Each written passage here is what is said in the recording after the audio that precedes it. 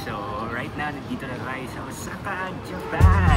In this episode, panoorin ang aming journey from Manila to Osaka. Paano nga ba magpa-convert ng e-ticket to actual ticket?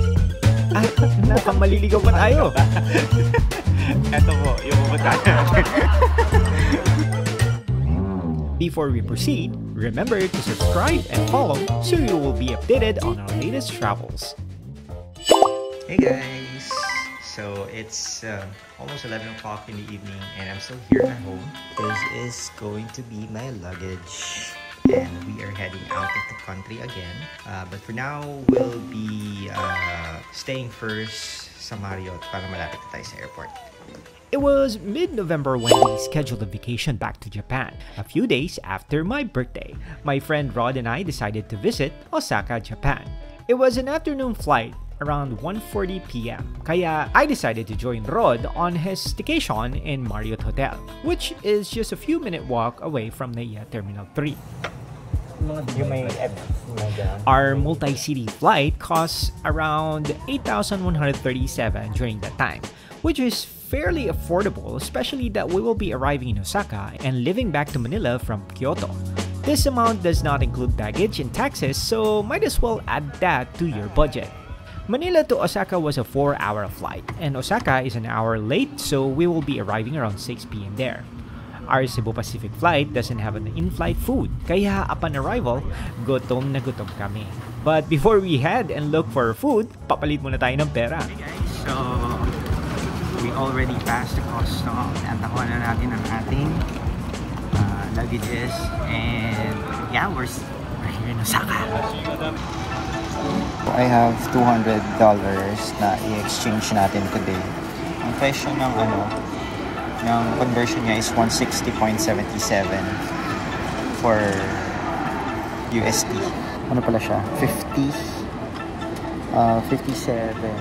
Yung ating $200 naging 30,000 yen. So we got 10,000, 10,000, 5,000, and 5,000. For our trip budget, Rod and I decided to pool the money para mas madaling mag-compute. Total, most of our activities and food naman are shared or the same. Ito, mura lang po. Sukiya is actually a famous fast food chain in Japan and is known for their gyudon. Pero today, mag-curry muna tayo. Beef curry na worth 960. Kaya na kami na.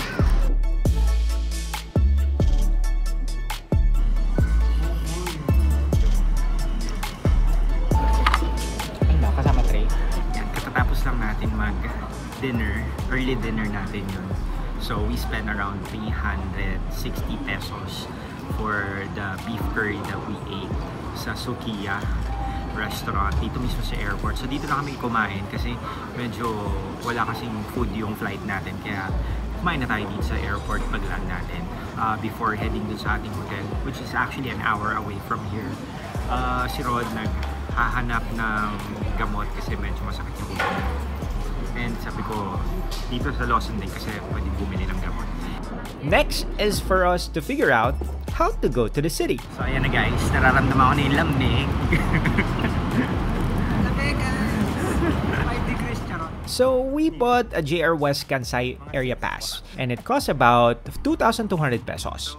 This covers a 3-day unlimited rides on special rapid services and rapid services and local trains on JR West lines. That includes an Airport Express Haruka. If you are booking, don't forget to use my code for discounts. So nakita namin tong green vending machine. We're gonna check kung pwede dito yung ticket na binili natin via. So we were actually figuring out how to use it and finally found the green vending machine for e-ticket. And you will need to prepare your passport and e-ticket so you can receive the actual tickets. Alam ko na to. Yung mga perks to.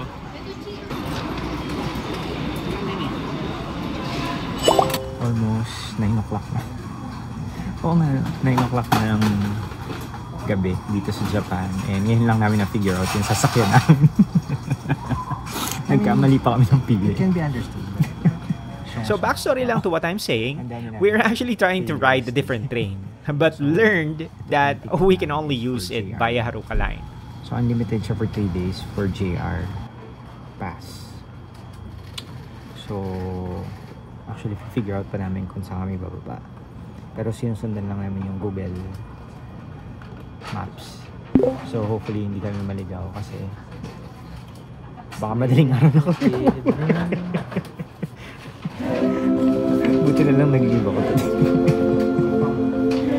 It was an hour-long ride and buti na lang din walang masyadong stops. We are actually heading to our hotel called Centraj Arc Uesio, which is located around Tenoji-ku, Uesio area.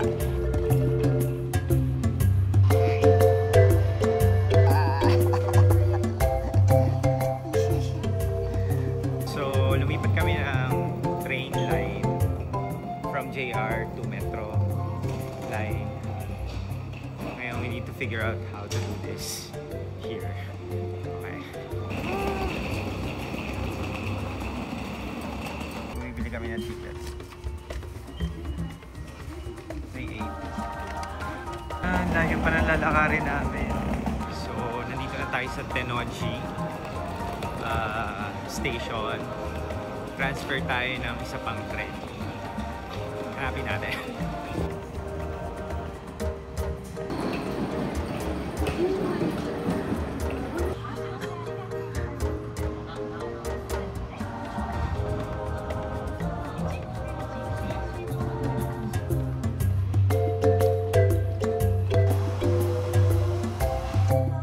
We went down at Tanimachi 9 Chome Station and did a 9-minute walk to our hotel.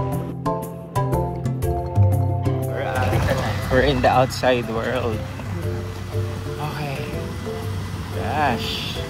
Guys, nasa outside world na kami. Okay, so pagboto nyo sa amin inside the PBB, kalabas na kami. So, from here, maglalakad kami ng mga around 9 minutes going sa ating 9 minutes, no?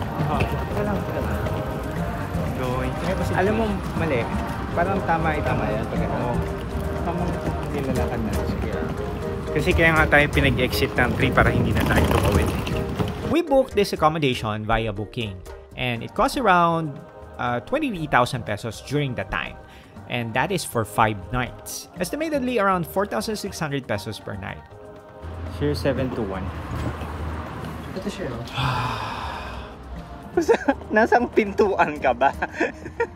Ito po, yung pupuntahan natin. Error. Sorry. Punta tayo sa ano? Sa Fear Factor. Matatalo tayo sa ano? Ano yung asterisk. Ito? Yan. Actually picked this hotel because it was really spacious. Though a bit far from train station, I can say naman na tahimik ang lugar and there are restaurants and convenience stores nearby. And just a few blocks away, there is actually Don Quixote, which is going to be our favorite store in the coming few days. So check that out. Wala tayong receptionist, guys. So, binigyan lang tayo ng key. So, para siyang Airbnb. Pagpasok natin, may washing machine dito. And nag-provide sila ng slippers. Bawal ang sapatos.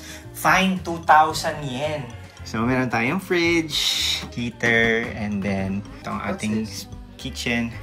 Ito ang ating CR, half bath, air dryer, and meron, nag-provide din sila ng mga toothbrush and toothpaste. May mini mirror, and may manual tayo. And of course, ang ating bed. May view. Meron tayong balcony. Ano? I love it. Nabubuksan kaya. Ooh! Ayun, may slippers na pinrovide. Sampayan to pagka maglalaba. So, ating bed ay parang twin size. Twin size to, no? Twin size bed. And may mini TV. That's our room for 5 days! Pwede na tayong matulog, guys! Pagod. Anong oras na? Mahaba yung metro walk na yan, So, it's 10:30 na ng gabi dito sa... 10:30, hindi, 11:30 na. 10:30 na ng gabi dito sa Osaka. And rest lang kami, tapos we're going para lang bumili ng mga snacks.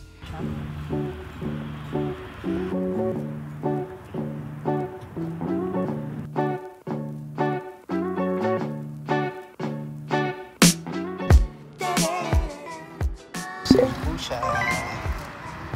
Yay! Tayo ay magkano? 1621 equivalent to around 500 pesos. We have soda, we have 2 liters of water, some Noodles and puff, breads. noodles. Ay, sorry.